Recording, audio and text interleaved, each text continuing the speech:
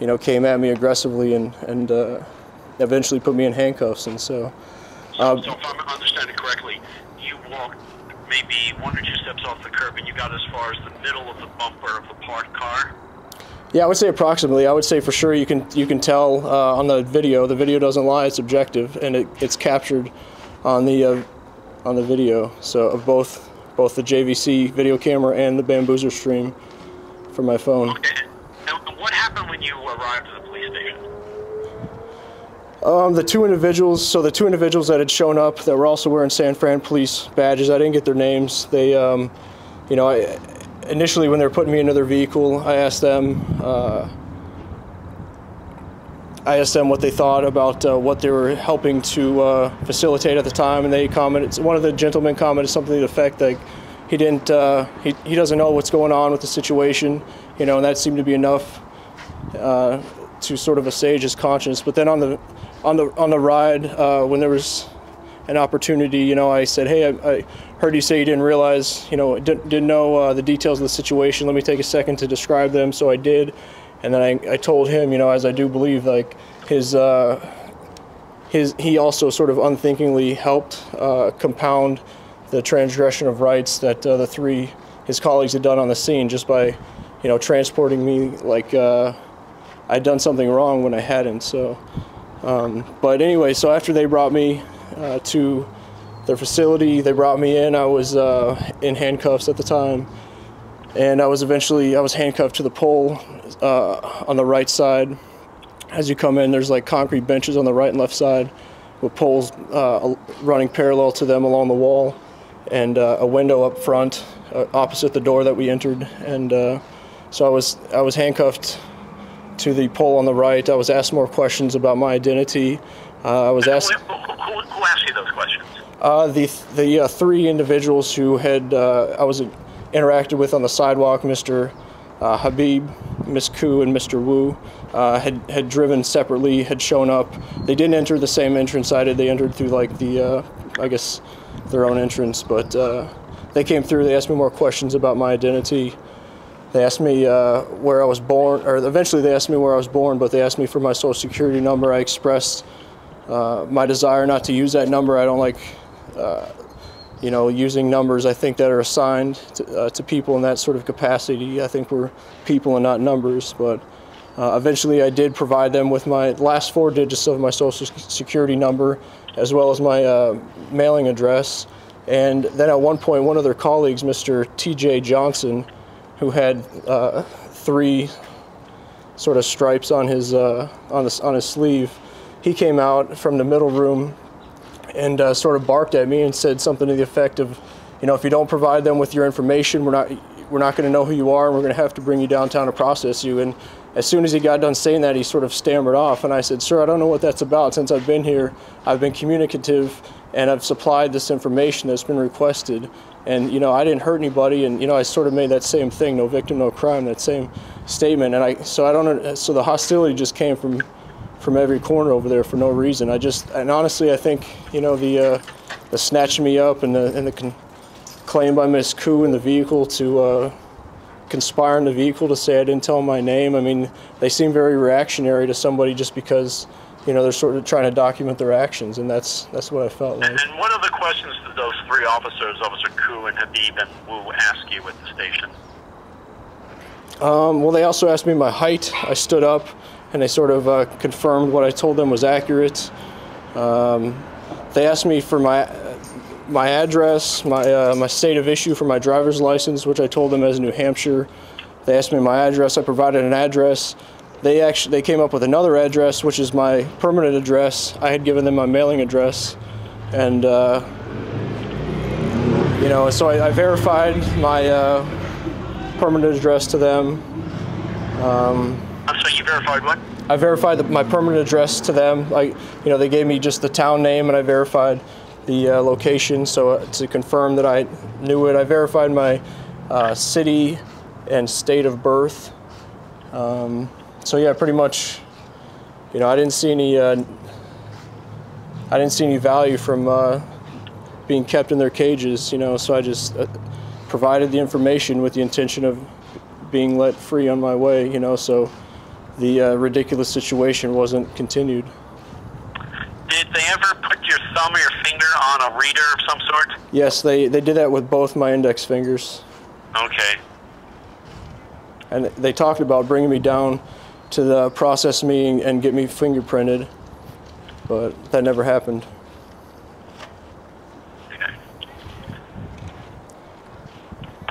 Was the address you gave them that they came up with 29 North Lincoln Street, Keene, New Hampshire? That was the address I gave them as my mailing address. And they had there's a neighboring town where I have my permanent address at, and that's the one that they pulled up, and that was the one that I then confirmed.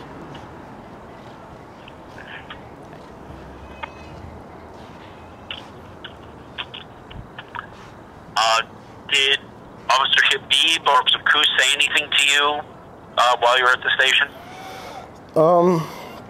Not really. I you know, again, try to point out, I believe I try to point out the ridiculousness of the situation, how they were in the wrong.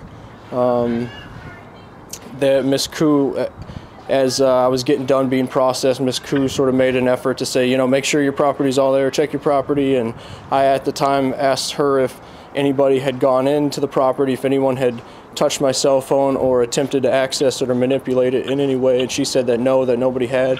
And I looked at all of them when she said that, you know, but you know, I'm not sure though. When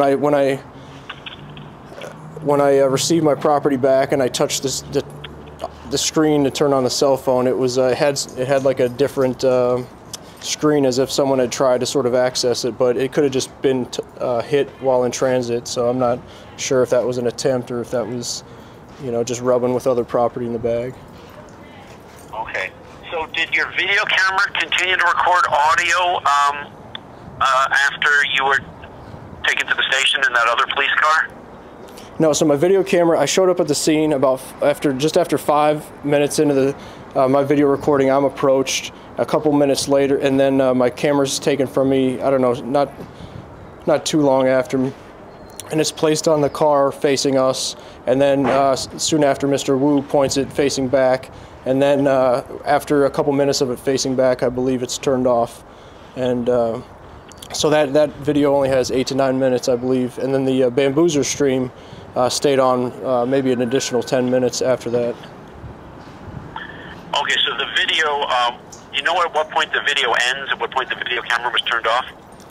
Yes, the raw footage is online, you can see it, but essentially the camera's turned off after it had been taken from me, placed on the car, and turned to face backwards, so it wasn't recording the scene. At some point it was grabbed and turned off. Is that what you see when something is pushed across the roof of the car and it slides across? Is that the camera? That's correct. Okay, that wasn't your cell phone. Correct. And then, but your phone continued to record and I guess put this right online on Bamboozer? That's correct. So when I was approached, when I asked Mr. Habib his name and badge number, and he approached me, and I stepped back onto the curb, and then we engaged in a conversation. I asked if I was being detained. Earlier on, Mr. Habib took my cell phone, which was live streaming, and that was the first of my 2 devices to be taken. So Mr. Habib took my cell phone, and he sort of placed it behind him on the ground and put my hoodie over it, I believe. But that was still recording at the time. So the audio is very slight, but it's still discernible. And there's no video because it's either the camera's facing down or it was when my hoodie was on top of the camera. But if you do watch the complete raw footage, you'll see from time to time there's some light or some movement as the camera's picked up, or sorry, as the cell phone is picked up and moved around. So the conversation you referred to where one of the officers saying we jacked him and fuck him, was that recorded on the cell phone or on the video camera? On the cell phone. The cell phone continued to record. It along with my video camera that was turned off, was placed into a clear plastic bag along with all the property from my pockets and things like that. So sorry, go ahead. So the cell phone recording, did that actually record to your cell phone? It might be set up that way to record to my cell phone, but it definitely streamed offline and went straight to Bamboozer. So you can see the live feed either at bamboozer.com/channel/CopBlock, or you can go to youtube.com/CopBlock Raw, where I have that uploaded as a YouTube video as well. CopBlock, COPLOCK Raw? COPBLOCK Raw. And all the links to the raw videos and the edited video are in each of the video descriptions. Okay. Have you transcribed any of the conversation? Anything that any of the officers said? The transcription I did was only that's visible on the edited video that's posted to but it's essentially of it's portions of the conversation that were had during their drive from the interaction on the sidewalk location to the Mission Street facility location. So I just pulled out, there's other comments that were made, those just seem to be the ones that I thought most egregious and indicative of the double standards and the reactionary steps taken. Okay. Anything I haven't asked you that you think is, we should know? Yeah, today I called Mr. Moser's office again and left a message, but as I explained, I don't know, I guess I was curious to hear if you and he had spoken today or communicated today. You and I spoke on the phone yesterday, and at that time you said you did not want to be a complainant, and I explained any complaint or anything that looks like a complaint that's sent to the police department to Moser or anyone else there, they would just forward to us. So, and it's sort of a one-way communication. They send it to us, but we don't have to report to them on what we're doing because our investigations are confidential. So once we receive it, we then once we have a complaint, we conduct an investigation. Okay, so we don't converse with them about it because we're independent and separate from the police department. Right, but I guess my question is, did y'all communicate since the initial communication, that spurred the first call? Did he call you and say, "Oh, now we have a complaint party," or what changed? I guess is my question. No, we got something in that the office is considering a complaint, but it's anonymous. Okay. So. Okay. Okay. Yeah.